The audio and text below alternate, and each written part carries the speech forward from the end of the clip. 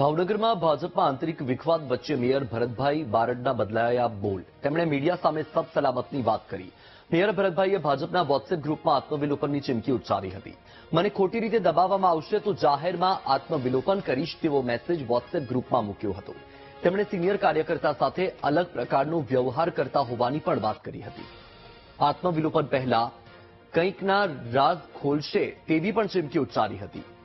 અન્યાય અને નિશાન બનાવતા હોવાની વાત વોટ્સએપ ગ્રુપમાં થતા ભાજપમાં ભડકો થયો હતો. આ મેસેજ વાયુ વેગે વહેતો થતા ગ્રુપના એડમિને મેસેજ ડિલીટ કર્યો હતો.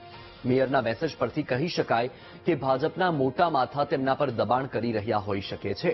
જોકે ગ્રુપમાં ચીમકી આપ્યાની થોડી જ કલાકોમાં મેયરે કહ્યું કે મને કોઈ દબાવે છે તે વાત ખોટી છે.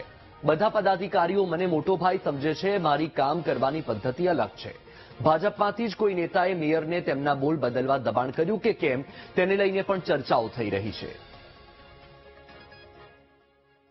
મારી વાત મારા મીડિયામાં મારા પરિવારમાં કરી હતી.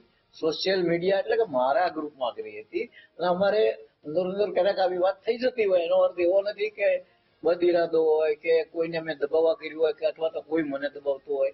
આવી કોઈ વાત નથી. મારે તો મારા પરિવારમાં ઘણીવાર આવું કહેતા હોય છે એકબીજા, તો એનો અર્થ એવો તમારે કોઈ લેવો નહીં. એ તો મેં ખરેખર મારી પાર્ટીમાં વાતમાંથી વાત કરી છે. એનો કોઈ અર્થ નથી, બીજો કોઈ અર્થ નથી લેવાનો. મને મારી પાર્ટીના કાર્યકર્તાઓ, મારા પાર્ટીના પ્રમુખ, મારા મહાનગરપાલિકાના ચારેય પદાધિકારીઓ મારી સાથેના બધા જ મને મોટો ભાઈ સમજે છે અને હું શિસ્તબદ્ધ કામ કરી રહી. મારે આવી કોઈ વાત નથી. અહીંયા તમે દરરોજ ચા પીવા પણ આવો છો, તમને હું રોજ પ્રેસ રિપોર્ટ પણ આપું છું અને આપને ખ્યાલ જ છે કે હું કઈ પદ્ધતિથી કામ કરું છું. મારી અલગ નીતિ હોય છે, અલગ પદ્ધતિ હોય છે અને એમાં મને કોઈ દબાવતું નથી. મને કોઈ એવી વાત નથી.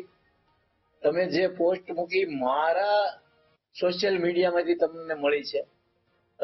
મેં કોઈને ફરિયાદ કરી નથી, જાહેરમાં ફરિયાદ મારી હોતી પણ નથી. અને હું જ પોતે પાર્ટીનો વડીલ છું, પાર્ટીનો વરિષ્ઠ છું, પાર્ટીનો મોટો ભાઈ છું. મારે ક્યાંય ફરિયાદ કરવાની હોતી નથી.